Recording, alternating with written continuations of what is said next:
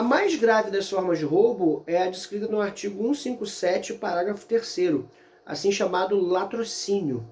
No latrocínio, não é apenas a promessa da violência na forma da ameaça ou a violência realizada na forma de uma lesão corporal leve que vai efetivamente qualificar o crime. O latrocínio, ele é frequentemente descrito como roubo seguido de morte, embora nós temos uma modalidade mais branda, que é o roubo seguido de lesão corporal grave. No caso do latrocínio, o agente não apenas opera violência contra a vítima com o objetivo de obter a subtração da coisa, como ela também causa um dano cuja extensão pode se confundir até com a morte. Ou seja, no crime de latrocínio, nós temos a morte ou a lesão corporal gravíssima ou grave da vítima. A vítima é submetida a uma violência extrema que vai redundar em um crime também, evidentemente, com uma reprimenda mais grave. O artigo 157, parágrafo 3º, assim dispõe: se da violência resulta lesão corporal grave, a pena é de reclusão de 7 a 15 anos, além da multa. Se resulta morte, a reclusão é de 20 a 30 anos, sem prejuízo da multa. Então, pessoal, a primeira coisa que eu tenho que considerar para vocês aqui é efetivamente o caso da lesão corporal grave. Perceba que a legislação fala em lesão corporal grave, mas não lesão corporal gravíssima. Temos que nos reportar ao artigo 129 para dizer que a lesão corporal gravíssima ela é uma construção jurisprudencial e doutrinária, certo? O parágrafo 1º e o parágrafo 2º estão ambos sob o subtítulo lesão corporal de natureza grave, tá? A gente diferencia entre grave e gravíssima porque há aqui um salto na extensão dos danos e também na pena. Daí que a gente trabalha com essa diferença doutrinária, mas não é efetivamente uma diferença trazida no corpo da lei.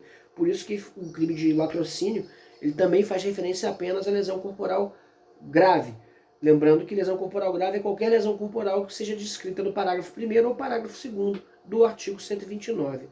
O latrocínio na sua forma mortal, ele também tem que ser entendido de forma bastante particular, porque aqui o que está qualificando essa morte, né, não é o desejo de matar, como ocorre no homicídio, no artigo 121, mas o desejo de subtrair a coisa alheia, sendo que a morte da vítima é o meio através do qual o agente consegue operar a subtração.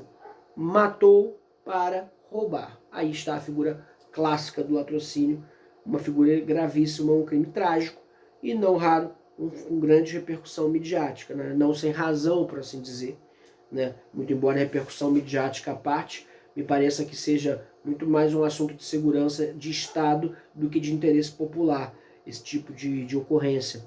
Mas, por outro lado, efetivamente, o crime causa grande comoção, causa grande clamor popular e, de fato, é uma das formas mais graves de delito, daí que as penas também são elevadíssimas, de 20 a 30 anos de reclusão. Uma coisa interessante aqui sobre o crime de latrocínio é a súmula 610 do STF, porque ela cria uma modalidade bastante incomum de crime tentado. Vocês sabem que o crime tentado ele é aquele em que é possível fracionar ou intercrimes. E vocês sabem também que o latrocínio é crime complexo, né? Ele tem tanto o elemento da subtração como o elemento da morte ou da lesão corporal grave da vítima. A súmula 610 ela traz a seguinte disposição: há crime de latrocínio quando o homicídio se consuma, ainda que não realize o agente a subtração de bens da vítima. Veja que aqui nós estaremos diante da hipótese do agente que pratica um homicídio, mas não subtrai os bens da vítima.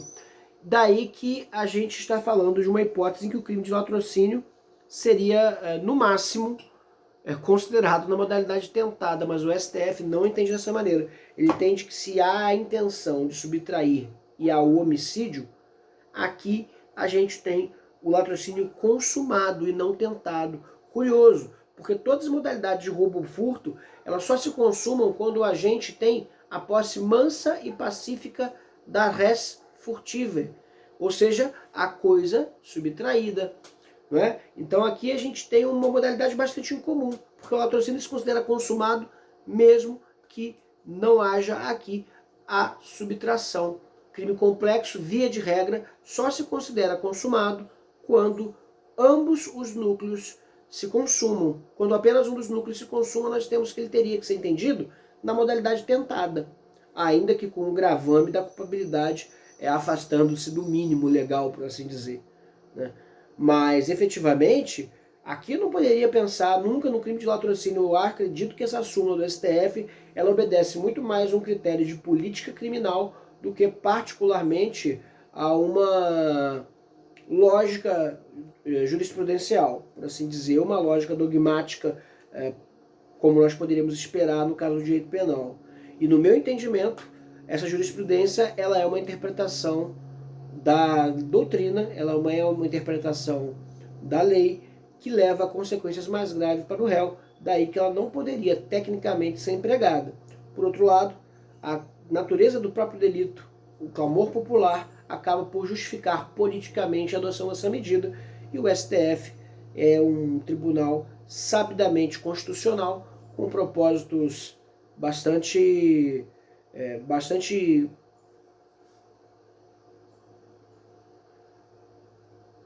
variáveis no que se refere à manutenção dessa lógica anteriormente anotada no direito penal e na dogmática penal como um todo, de mantermos as interpretações restritas quando fôssemos agravar a pena do réu, né? Ou agravar as consequências do delito, melhor dizendo. Né? A regra da analogia em malam partem proibida, ou seja, a não possibilidade de fazer analogia em malam partem, ela é uma regra geral do direito penal, mas frequentemente é uma regra que o STF vem deixando de lado. Por exemplo, no caso da lei que inclui no rol dos crimes de racismo a homofobia, né? É uma inclusão legislativa não previsível, o que a gente vai chamar de ativismo judicial, né? É evidente que homofóbicos, pessoas que têm preconceitos variados e que impõem sofrimento a pessoas em razão daquilo que elas são, pessoas que impõem sofrimento às pessoas, discriminam pessoas pela sua origem sexual, ou natureza de gênero, ou pela cor da sua pele, ou pela sua origem social, pela sua orientação sexual ou política, esse tipo de discriminação não deveria existir e nem deve ser apoiado por ninguém. Pelo contrário, eu acredito que qualquer pessoa civilizada tem o dever de se opor a esse tipo de discriminação. Daí a utilizar um critério de direito penal para fazer justiça já está além, no meu entendimento, daquilo que se propõe ou que se espera de uma corte constitucional ou de um tribunal independente da natureza ou da instância. Mas, evidentemente, essa é apenas a minha humilde opinião. Certo, pessoal? Então, até a próxima.